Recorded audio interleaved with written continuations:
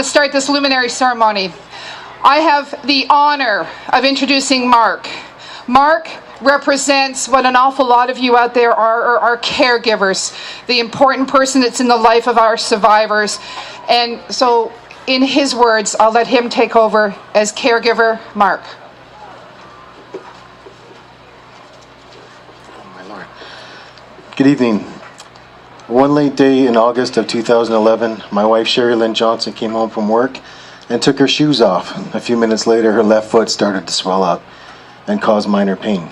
A month later, through ultrasound, they found a baseball lump in her pelvis area, which was causing a blood clot in her left leg. By the end of September 2011, she was sent to Princess Margaret Hospital from the Barrie Hospital. After the first biopsy, we were told what it was, but needed more tissue sample to determine which kind it was. Sherry was diagnosed with soft tissue sarcoma cancer, and she passed away August 31st, 2012.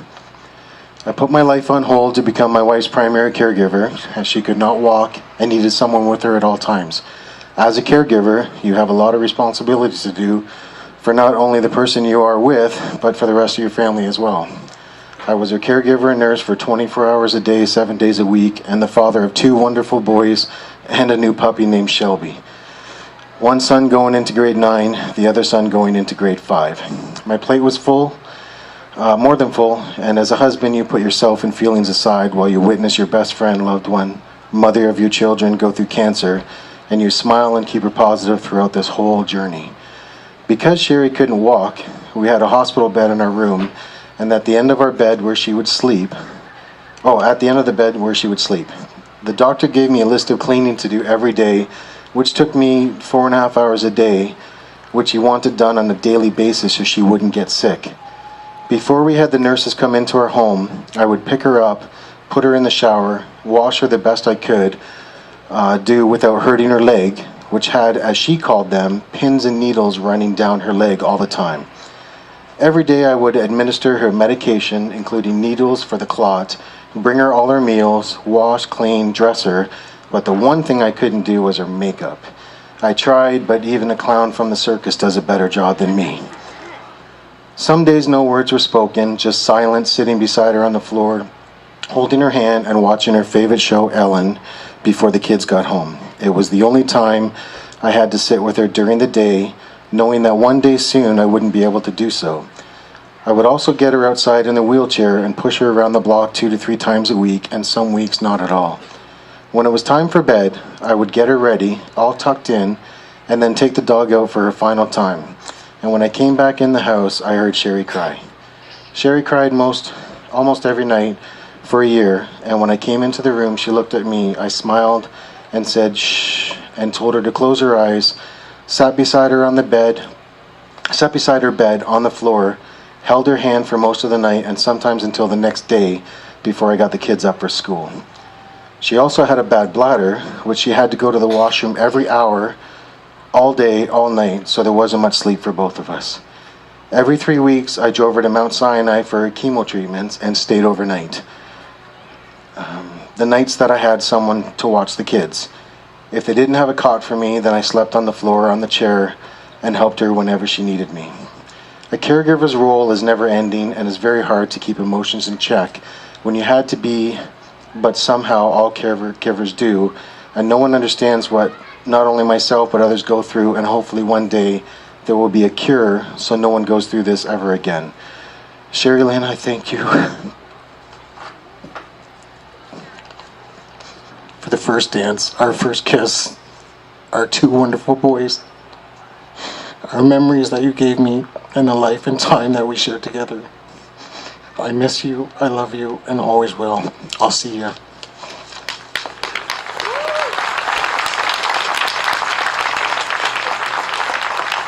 Thank you, Mark.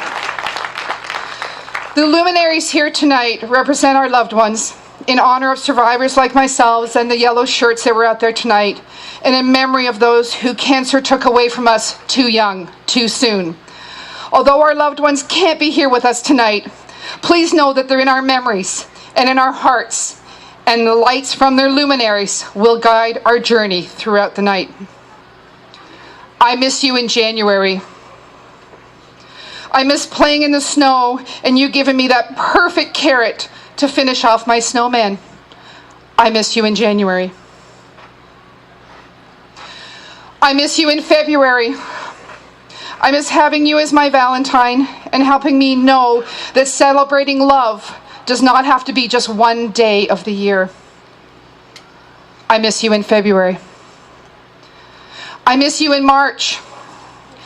St. Paddy's Day is in March, and it won't ever be the same. I would love to have a green pint with you, but I can't. I miss you in March. I miss you in April. Getting dressed up for Easter, going to church, and decorating Easter eggs. Mine were always messy, but you said they were beautiful. I miss you in April. I miss you in May. Getting through Mother's Day was the hardest. It's not the same not being able to tell you how important you are to me.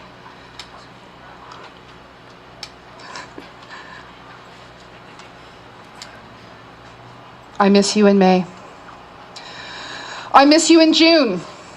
It's relay month, and I wish you were here walking the track with me and fighting back against cancer.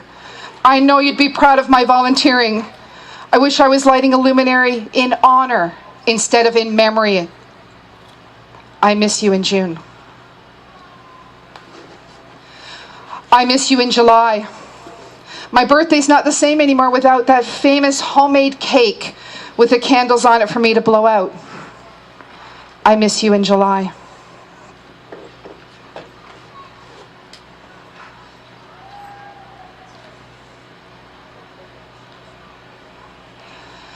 I miss you in August.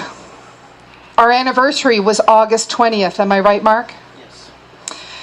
You made every day special, and your boys miss you so much. I miss you in August. I miss you in September. Being ready to start back to school with new clothes and school supplies were always important. We always had to put our best foot forward. Wish you could have done that for your grandchildren that you never knew or you ever met. I miss you in September. I miss you in October. Oh, how I wish you could see your granddaughter get married this October in her beautiful gown. You would have been so proud of the young lady she has become.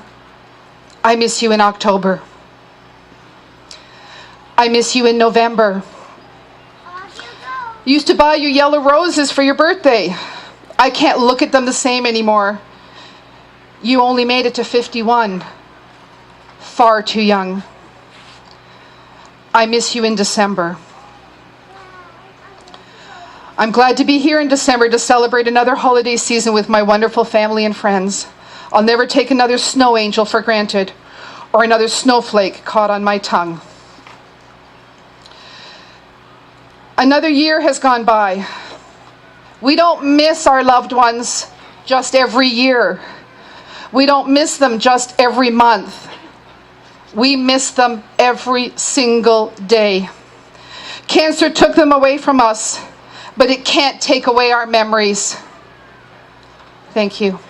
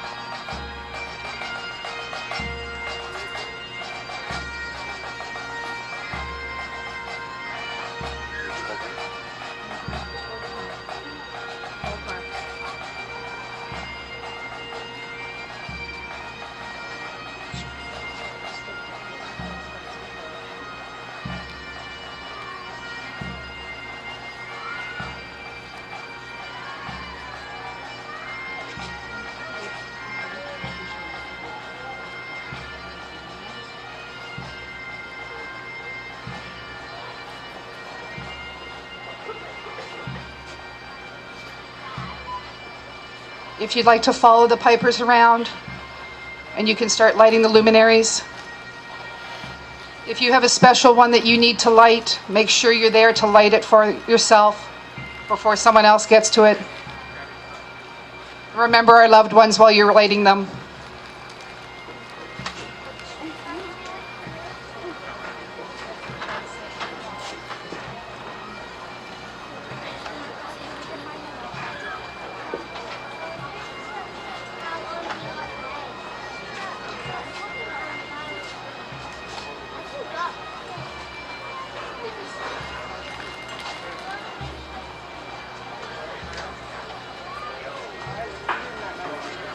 Dylan.